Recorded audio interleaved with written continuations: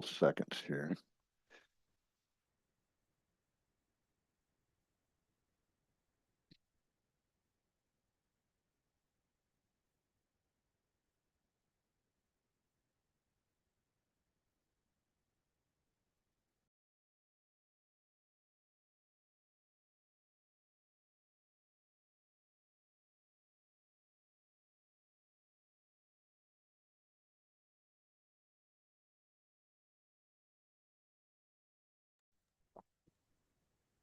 Well, welcome everybody so far. I think we're going to be expecting a few more people to join us as time goes on, but welcome and thank you for helping us commemorate the life of David Lynn Zirkle, who I know some of you had very little knowledge of him and time to spend with him, but the person that probably knew him the best and for the longest is Bob.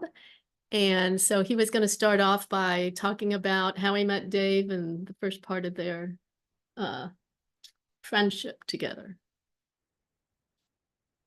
Well, I met Dave back in 1976 when he was the engineer at Grand Valley State Colleges, now Grand Valley University. And I was doing a political show there, politics and rock radio show. And Zirkle was the engineer who would come in to shut the station down at 4 a.m. So, and he'd always bring in the records and want me to play them. So, which I did. He had, many of you might know that he was heavily into music. So, Dave, after I graduated, I went to Detroit to graduate school at Wayne State. Dave headed out into Davenport, Iowa, to work at a station there. But Dave, I saw him again when I got a knock on my door. And I remember my ex-wife, Emily Lewis, screamed really loud because it was Dave with a full beard, of course, and really long hair, and all his worldly belongings packed up in a truck.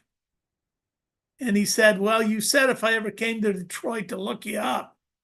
So he ended up on and off living in my basement at various locations for 50 or so years. But the thing I remember the most about Dave is that when you were in real trouble, Dave was cool to have around. I had a Pinto, a new car, but the clutch went out on it. And Dave helped me, sub-zero temperatures, unheated garage. Dave helped me put a clutch in.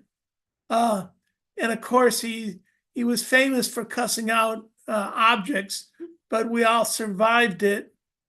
And he never would accept any money. Not only that, he would try to pay for stuff and not be reimbursed. So I've always found Dave to be incredibly interesting and opinionated. And I was privileged to know him for 50 or so years.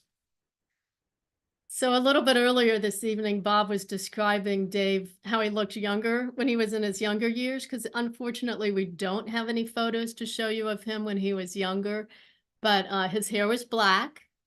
And at one point, what'd you say he looked like? Oh yeah, he looked like he should be in ZZ Top. So when he grew a long beard, he was a ZZ Top look-alike. And apparently, when he lived with you in Detroit, people called your house the Manson house. Yeah, he was good for security. Occasionally on the street, someone would say, "You live in the Manson house?" But Dave was always concerned about security. And one time I heard a scream. Somebody had been trying to get in our window, and Dave was down there waiting for him.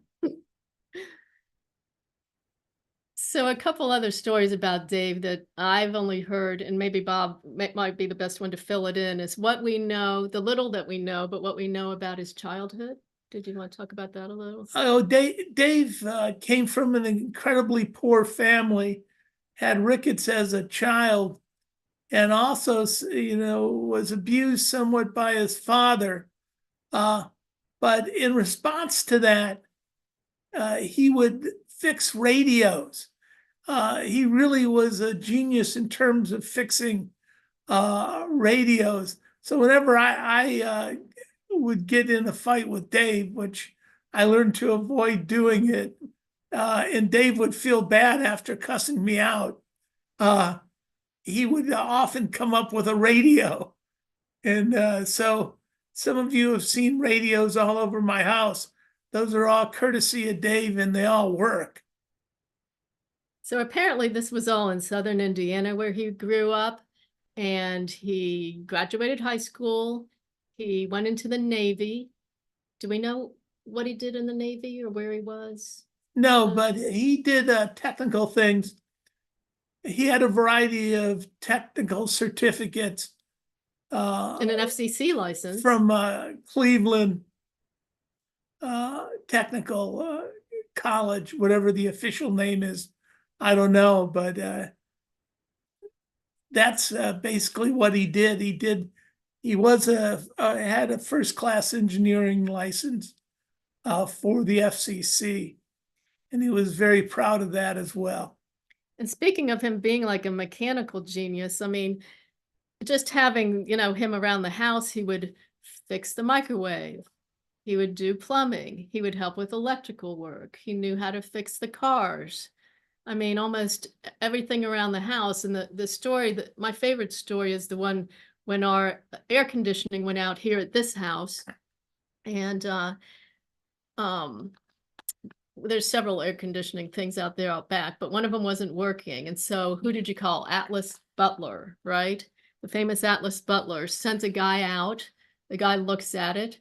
He tinkers with it a little bit. He says, well, you're going to need a new unit, $7,000.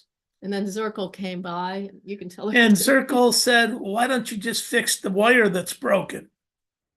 And the guy claimed he didn't know how to do that. So Zirkle soldered it, put it back in place, cut the wire, put it back together, and the furnace worked. So if Zirkle was still here, we wouldn't have to keep calling Atlas Butler and other places anymore, because he could fix almost anything. The whole time that we knew him, he worked as a machine shop kind of repair guy. So he would get a job at some kind of factory or machine place where people were working on big machines, and he would be the guy that would repair everything. So I was just going to show a few more pictures of Dave. Like I was saying earlier, for those of you who heard, this is a picture of Dave when he was, how old was he there? Like 78? No, 70. In 2009, how old would he have been? 76, 77. And he had fallen and broken his hip at our house. And after that, he got 78. He got diagnosed when he was in the hospital with vascular dementia. And it turned out that he had to enter a nursing home in 2018. So in 2019, we held a birthday party for him in November. And this is a picture from there. Oh, that's not from the birthday party. Let me skip to the birthday party pictures here. So here is Dave with his birthday cake. And here's the people that we gathered for his birthday party. Connie, who's on this call, our handyman Rich and his girlfriend Nancy, Rudy Gerderman, who used to do a show back in our carriage house, WCRS, and Bob. And, it was hard to tell whether he recognized everybody and knew all of us, but he certainly appreciated the cake. He was always a big fan of chocolates. And then the only other picture I have of Dave here is one that I got from Ness, who used to hang out at our carriage house and such, and her and Robbie Bright's daughter, Amelia. And I'm gonna read to you what she had to say about Dave. I'm really sorry to hear about his passing. I loved talking with him whenever I would see him at the studio in the salon years ago. He used to always ask me about my cats and tell me about things that I need to be careful about and watch out for in the area. He was such a sweet guy. He once sang a song he wrote years before to me in the parking lot. I have many happy memories of him. So I thought that was really nice. I mean, in his older years, he settled down a little bit and wasn't quite as cantankerous he was when he was younger, I think. So I'm going to stop sharing now, sharing the screen, and open it up for anybody else that might have any memories to share about Dave Zirkle. Does anybody? Yeah, I'd love to speak up. I first met Dave in 2008 during that election season when I started working with Bob. And then he was just always really good to have around. So I worked at the kind of free press office slash law office for many years. And Dave was always just very helpful. He, kept an eye on the property. He was kind of the watchdog, would always be walking around looking at things. He always brought me rock and roll magazines, and we would talk about music. And sometimes I would see him at Carabar when he's like rocking out to a really loud band. Um, so Dave was just always like a fun person to have around. He was always like very kind and helpful. Um, like with his interest in radios and things like that, he helped me find a practice amp for my electric guitar. Um, so he was just a really great guy to have around. And definitely will be missed. He was just a really positive person to have around the Free Press, and definitely a cool character. I just called him Metal Dave, and it was very good to have him around. So thanks for coming to this memorial service for him. Connie brought up another aspect of Dave we hadn't mentioned yet, which is the fact that he was a very big fan of heavy, I want to say death metal music. And I mean, really the scary stuff where Yeah, it sounded he like Satan.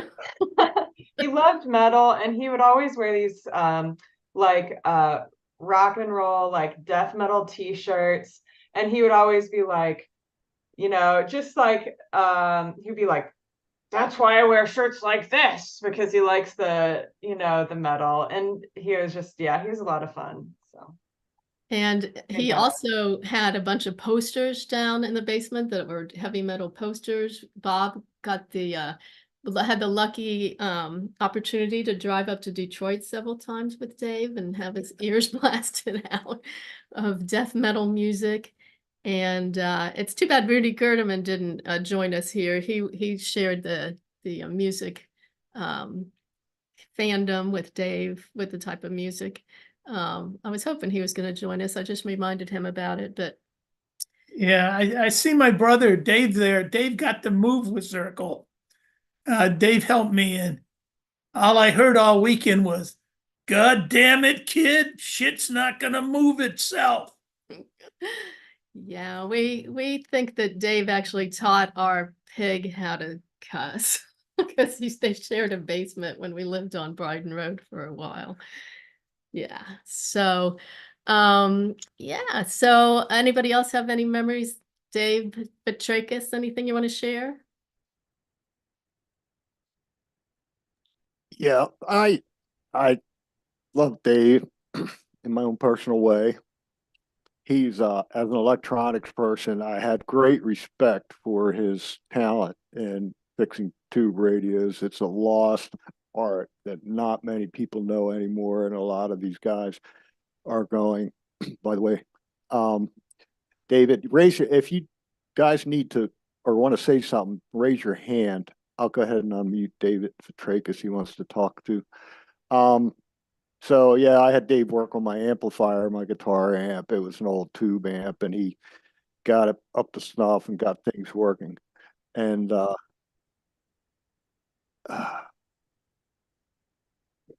got it up to snuff. And he did put a screw through the face of the unit, which kind of detracts from its antique value, but it worked. He did what he had to do, and I respect that. But David Fatrakis, let's see if we can get you unmuted. Here you are. All right. All right. Hear me? Yes. All right. Several things with Dave Zirk. One is when he always had to have his food. If you knew him, he had to have it burn it, burn it, burn it. I mean, it had to be triply burned. I never seen anybody liked all their food like that. And what was the music. I used to stay down at my brother's for a while, and Zirk one day, he was down there, and he said, "Hey, come on down and listen to this music." And he had all these gargoyles and all this around downstairs, and he made me listen to this stuff, and it was like vamp music or something he called it. Man, I was like, it was just screaming and yelling, chants. And so I come home, and about a week later, a box shows up, and it's full of brand new CDs. You know, the guy was very generous, like Suzanne has said, and Bob. I mean, he was just never had a bad time with them. I knew him for a long time because he lived with Bob, and he's going to be missed. He really is. For those of you that are joining or normally just joining our salon, we're having a little memorial service here prior to the salon for a friend that passed away a couple weeks ago. So the salon will start at its normal time at 7 o'clock. Yeah, there was a thing with Dave. He would go and eat every morning breakfast at the Grill and Skillet. And that's a little diner on Main Street. I never went with him. You did, didn't you? Oh yeah. Yeah, many times. Bring cash. The whole thing he would get upset when they would say burn it, burn it, burn it, because he just liked it well done. And it's really because he didn't want to Didn't he say coffee, black, toast, Black, toast, burnt, you know? bacon, meat, That's how burnt. That's how he'd order his food. And he'd kind of had a reputation for whenever he would come to the Fatrakis family Christmas or Thanksgiving dinners, is like when people kind of winding down eating, he would point to a bowl of food and say, "Is anybody gonna eat the rest of that?" And people wouldn't say anything, so he'd go in front of him and just finish the whole food. Somebody with David wants to get some more. I think Debbie does. Hello? Oh, am I there? You're there. Oh, okay. Yeah, Zirkle was a character. He was fun and he was interesting. And Bob used to tease him about telling me he was going to marry my mom. And then he kind of went down the line. And but he had a good sense of humor. He would laugh. I remember him coming to our Thanksgivings and Christmas party. I was trying to find, because I do have a picture of him at our Christmas party at one of the tables, and I was trying to find it, but I wasn't able to. But he was a character. Yeah, I wanted Zirk to be the new patriarch after my dad Right. passed away. And I thought I would hook him up with Debbie since she wasn't married at the time. No, no, it's all right. It's all right. But Zirkle would agree with it and go along with it. Yeah, So he spent a lot of time at Thanksgiving and Christmas parties with us. And I remember when he was a nice guy though. When he came in, he slept on my mom and dad's couch in the same clothes for like 5 days. And we kept asking him if he wanted to shower, but he didn't want it. He's like, "No, thank you. I'm good." But yeah, and he hooked up their sound system and everything. He was always willing to do anything. He was just a good guy. He was fun. He was fun. And some of the kids though, some of them were afraid of him. because Stacy's here. She was afraid of him because he had that deep gruff voice and that look in his eye. You're like, okay. But yeah, she would laugh at him. Stacy's the laugher. She like laughs. She just like laughs. But no, we had some good times. I got some good memories of him, and you know, he's somebody you'll never forget. Let me tell you. He we enjoyed him. We enjoyed having him, and my dad and my mom, and you know, like I said, my brother Bob finds interesting characters and always brings them to our house, and we got a good family because we all accept him, and we just accepted and loved Dave for who he was, and you know, or I just happen to think we're all better people for who we meet and who comes in our lives, and you know, Dave had a lot of goodness and had a good heart. He really did. But I would never marry him. Just wanted to let you guys know that. This was not on the table. You wouldn't have to cuddle. If I recall correctly, Dave, your brother, used to send one of his daughters down the basement and tell Dave she really likes that music. I don't know if that was Yeah. Stacy or- Just joked with Yeah. Stacy. She never went down there, but joked with Stacy. Yeah, that was no, that wasn't Stacy Yeah, when we though. went out. Was it Oh, Maya? was Stacy? Oh, it was Stacy, yeah. Like joked with her. Yeah, I used to joke with her. Yeah, when we come down and clean or something and come down and hang out. Yeah. Yeah. Yeah, he was an acquired taste, but he did help a lot of people out over the years. I know Margaret and Stuart, he helped fix some of their electronics, didn't he, at one point? Can you guys talk? We could unmute people. If you're asking people to talk, they have to be unmuted. Otherwise, we have Well, I can't tell. Margaret Wright. There, I asked her to unmute. Oh, yeah, there she. Margaret Wright. Margaret Wright, are you available? She just waved, but I don't know. Do you have to unmute her or what? Yeah, we have to unmute people unless. There she is. Well, I think I'm unmuted now. Yeah, we had him, we had an electrical, a couple of outlets that he came and fixed them. And I think we had an old mower that we gave him. And I think maybe he was able to fix it. He could fix any kind of old school stuff, but you show him a computer or a cell phone, he wasn't quite up to speed on any of the new stuff. But thankfully, you know, somebody had to still know how to fix all kind of old school electronics and cars and everything like that. So, anybody that hasn't said anything here, MJ, did you want to say a few words? We don't see your face, but we can see you there. Do you want to unmute MJ, Steve?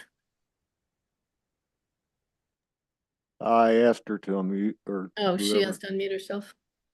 I've Okay. just opened up the mic, so She's when the you're one done that's- talking, please mute yourself again. MJ had sent me some music that we realized we couldn't play because it was copywritten that Zirkle had recommended that she listen to because they bonded a little bit Yeah, we about. can put links in the chat if we have the link, so, Okay, am I unmuted now? You are. yeah. Okay. I met Zirkle at New Year's Eve party on Bryden Road. And he shared a band with me called Porcupine Tree, which later in that year I actually got to see open for Yes. So he'd given me the background on the band, so it was kind of interesting. I remember our conversation with him where I said, "Oh, you really like music? Do you ever go to Comfest?" And he was, "Oh, there's so many goddamn hippies at Comfest." But every year I would see him at Comfest. And Wilbert and I had a little nickname for him. We used to call him Cellar Dweller Dave because he had told me when I met him, he's like, "I live in this beautiful goth palace in the basement." And I'm like, okay. So, but yeah, we always ran into him at Comfest, even though he kind of acted like, "I don't really like it here," but he would be listening to the bands and stuff. So he was just kind of one of those people that kind of came across my path every so, it was kind of one of those standard things. It's like, we're at Comfest, let's sit back and wait for Zirkle to pass by. One of those nice constant things that I didn't really get to know him well, but just he was always there. He was just always there. And we'd say hi to him, and he'd be kind of like, "Oh yeah, I remember you." But yeah, I had good discussions with music about with him, and I know I invited him over one day for lunch, and he never showed up. So I guess he just didn't know where I lived. But yeah, I would always see him and wave to him whenever we saw him out. But our little secret name, Wilbert and I had this little secret name for him. We'd be like, "There's Cellar Dweller Dave." We never told him that, but he probably would have laughed.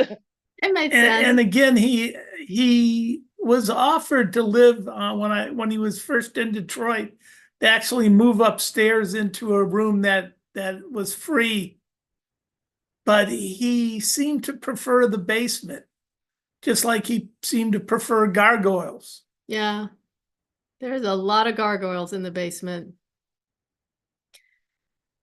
Well, the lonely person that's here for, I know some people are here early for the salon, which is going to start in 4 minutes, but Kathy, my sister's here. Did you have a few Zirkle words to say before we wrap up? Catherine Patzer needs to be unmuted. No. She just can't talk. There. Uh, Now you can. I only met Zirkle like maybe twice in my whole life, and all I know is the stories that I've heard about him. But I know that Susie and Bob have been good friends with him for a long time, and they took good care of him in the end there when he needed some extra help. And I think it was mutual back and forth. They both cared for each other and helped each other, and I think they were good friends, and that's nice to know.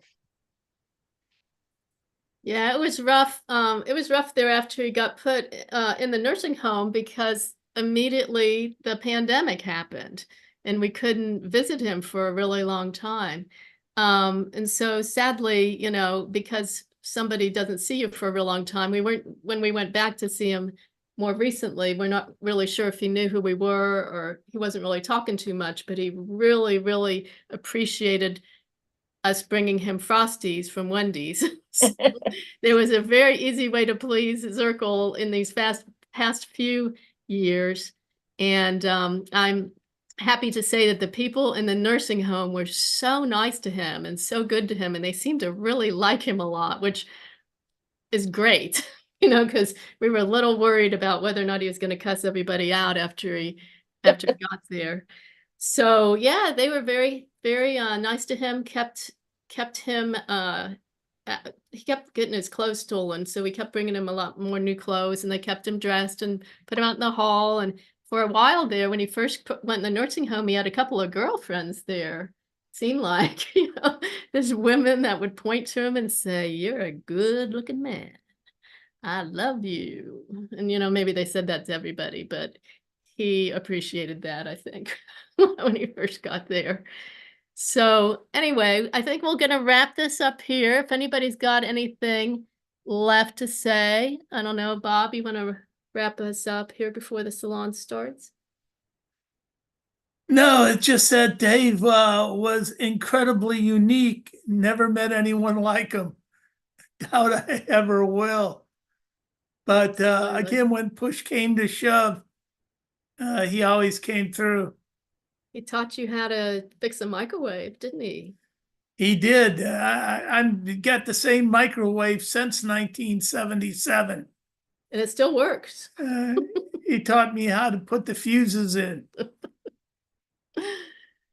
All right. Well, thanks everybody for joining us for this commemoration of the life of David Zirkle. And I'll share the screen again so you can take one last look at him, and we can all say goodbye to Dave.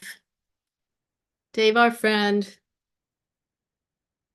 rest in peace. Thanks, everybody. And then I guess right now the salon will begin.